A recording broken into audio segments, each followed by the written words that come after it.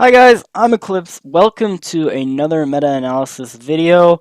Today I'm going to talk about mids, and before I get started, remember, like, comment, subscribe, and I will keep these coming. Anyway, so mids. Now for carries, I was able to kind of categorize carries. I put them in 4 groups, essentially, or a combination of 4 groups for that matter. Mids aren't quite that simple. Mid is essentially the position with the widest variety of potential uses, I guess would be the way to put it. Mids are basically the most variable position, most dynamic position, if you will. So, there are still some kind of categories, but for the most part, mids aren't that simple. The one thing that mids, there are a few things that mids do all share, though, for the most part. For one, laning prowess. It's really important for a mid to be strong in lane because if if you put a weak laning hero mid, they are going, basically the other mid is going to free farm, your mid is going to get nothing. You're going to fall behind because of that. And really, essentially, what you have now is your mid laner is basically become an off laner that's doing really well, which isn't really what you want, ideally. So because of that, you're not going to see a hero like Spectre mid. Spectre is terrible, and you're not going to see anti-mage mid. You're not going to see, like, I don't know. You get my point. You're not going to see weak laners mid. And the other thing that and also because they're required to be good in lane. Mids are, I'd say, about 75% of the time ranged heroes. Like, right now, for example, the 2 popular melee mids are Mag and... no, really just Mag, actually. Beastmaster isn't actually popular. He's only really run by C9 in the mid lane. But anyway, so yeah, every other mid that you're going to see is pretty much ranged right now. And the other thing that all mids generally share is that they really benefit from the early injection of golden XP that mid laners usually get, unless they're heavily ganked or shut down or outlaned. So, for example, Puck, right?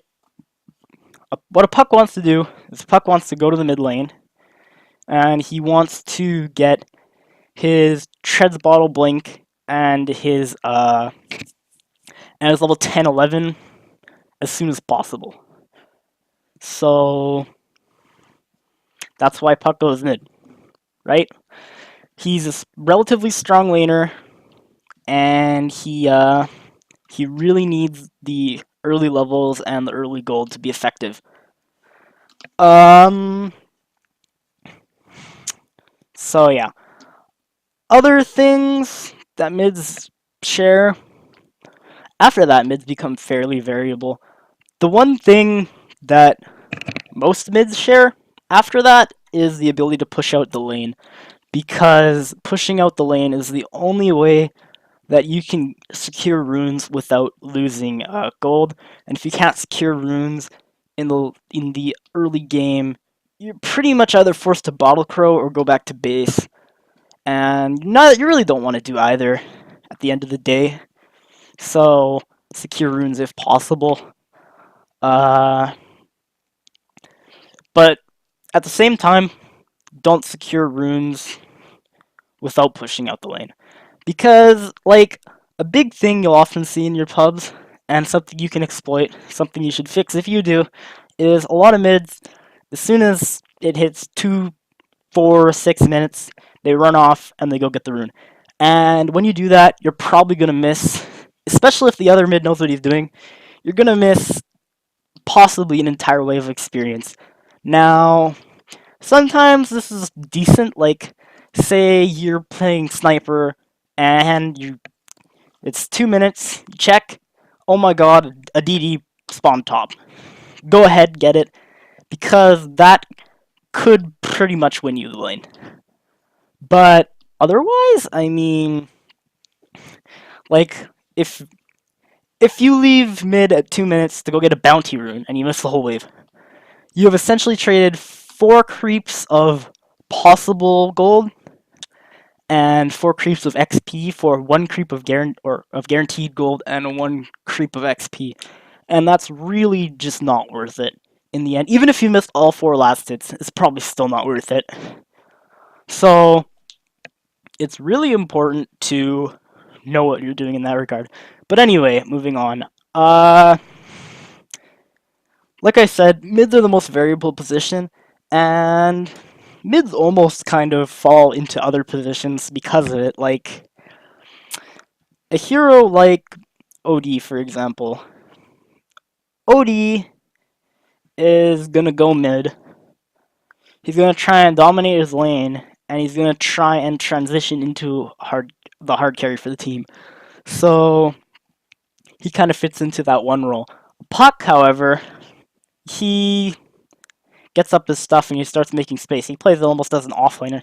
So one way to look at mids is to see them as other roles. It's not a great way to look at it, but like I said, mids are the most versatile. Generally, your mids fall into a few categories, I guess. Like, you'd have snowball mids like your Storm Spirit. You'd have carry mids like your OD or your Shadow Fiend. You would have Space Maker mids like your Puck. So, yeah, they can, but it's really just not that simple.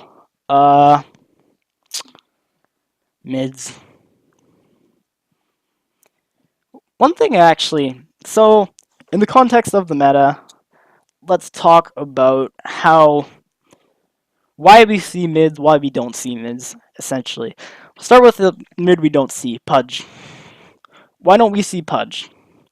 The reason we don't see Pudge is because he is not a good mid.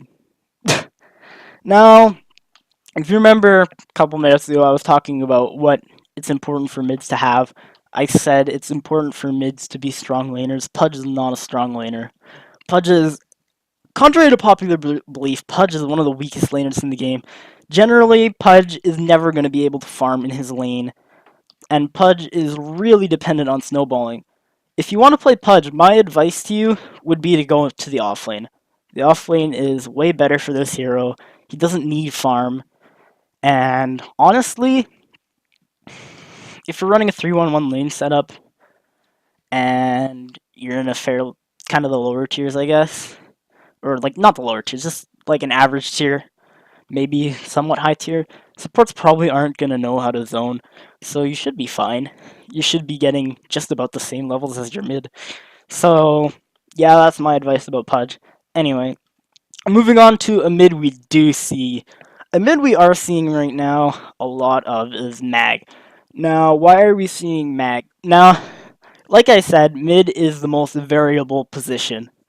So, mids generally really, they're like if you think of, if Dota was biology, mids would be an indicator species. Sorry if that doesn't make sense, but basically, mids are a really good way to see how the meta is working right now. So, think about like 6.81, TI4, we're seeing Death Prophets and Razors all over the place. That's because it's an extremely push-intensive meta. And nowadays, we're seeing Magnus. Why are we seeing Magnus? The reason we're seeing Magnus is a lot because of the Empower. The Empower is really strong, and you think about the carries we're seeing right now. We're seeing Troll, we're seeing Jug, we're seeing Slark. These guys are extremely scary with Empower. So, yeah. The one weakness Mag has is he's not an incredible laner, but he still can get a lot out of his lane.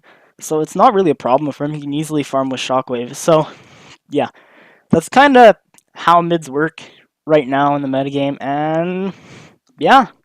That's about all I have to say, guys. So, hope you enjoyed. And until next video, which will probably be tomorrow, I'll see you guys later. Bye.